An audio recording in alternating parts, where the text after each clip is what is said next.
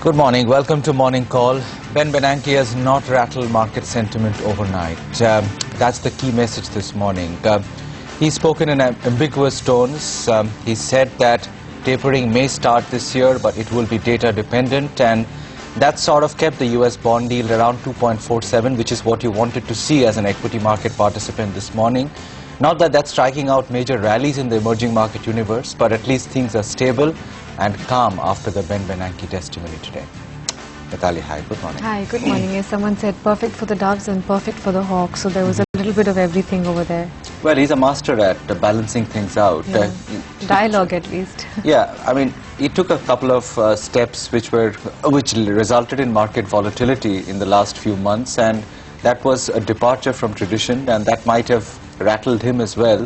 So now he sings both sides, as they say, speaks from both sides of his mouth and keeps both happy. And markets, I mean, after a testimony like that, where so much was expected for the Dow to end absolutely flat, I think he did his job overnight. Basically what the Fed is saying, that they'll still taper, but it will be data dependent.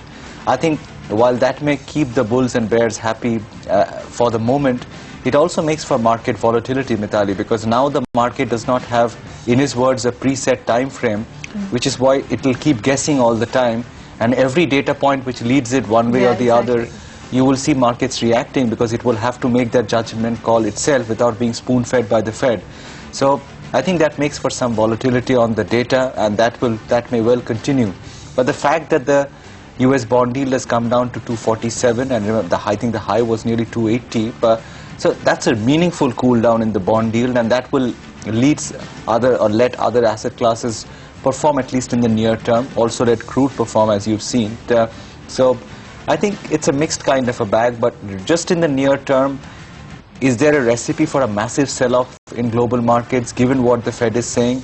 I think the chances are, or the probability of that does not seem very high. It's also game open for the currency market, because just like that, you don't know which way the dollar index goes. But our market has been more or less like that, within range bound. I mean, in fact, if it wasn't for yesterday's aberration of FMCG, we might be down a bit. Well, yes, Lever held the market out, and that was entirely on account of technical factors. You know, I think the market's about to enter a boring phase, Mitali, because, you know, impetus on the way up and impetus on the way down both seem to be cancelling each other out. On the way up, you're seeing strong resistance because of very poor macros, because of the currency, and because of earnings which will disappoint over the next few weeks, I imagine. On the way down, the market remains supported by the same set of stocks and the notion that global liquidity will not be terribly bad in the near term. So a combination of liquidity expectations and the narrow universe of stocks supporting the index, you cannot conceive or build a picture of a massive sell-off in the market immediately. So I think we are just going to amble in a narrow range now for the next few days. I don't see any great data points which will lead to massive volatility in the market. So it's possible that in the next 2 to 4 weeks you'll have a situation where market volatility subsides a little bit, and you get through a few weeks of a boring midsummer kind of trading band till the next trigger manifests itself. Something will crop up sooner or later. So either it's some very negative data point on India, or the rupee starts to go for a complete toss once again, or globally some data point makes the market believe that it is going to be September. As and when those happen, you will see volatility again. But for now, I think the chances of a fairly boring range-bound market with the Nifty just holding a 200-250 point range has become quite high. There is just a little bit of a swing on domestic sentiment today. I mean, as we were just chatting before the show, the kind of redemptions that came through on fixed income funds ever since that Reserve Bank decision are actually quite stunning. I mean, it has no direct impact on equity markets, but it's a telling comment on what's happening with sentiment. No, I think something has changed in the fixed income market, and it's a very big market. I mean, if you look at the mutual fund assets under management, it's a huge market compared to equities. And I think last 1 week, some things have changed around in people's perception of fixed income. I mean, we talk much more about equities because that's our universe, but I think a lot of people are very unnerved and destabilized on what is going on with the fixed income market, because at least there you had a trend in place. You would make your accrual of 9% plus some capital appreciation because the yield was continuously falling every year. If you were lucky, you made 15-17%. If you were not so lucky, you still made 11%.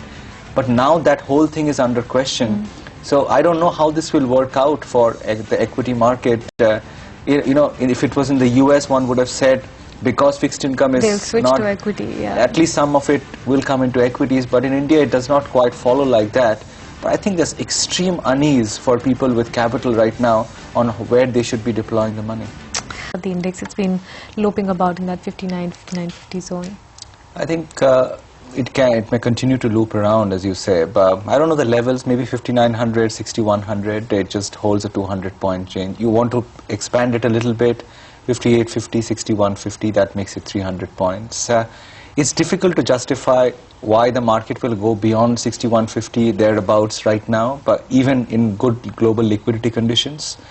Equally, given the way some of these heroes are doing every day, I mean, one day it's HUL, one day ITC, it's difficult to see how, and someday it's Reliance, how the market will come down significantly below 5,800 thereabouts in the near term. But something will have to change in the environment for that holy cow list of 9 or 10 stocks to crack. If that does not happen, the Nifty is probably well supported.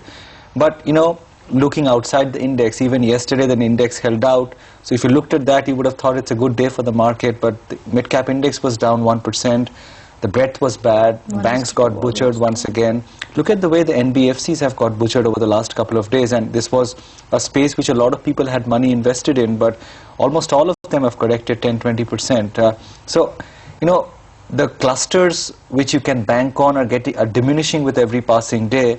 That makes for an uncomfortable looking broader market, underlying market, but at the level of the Nifty, I think we'll still keep floating in a bit of a trading range. And it's come to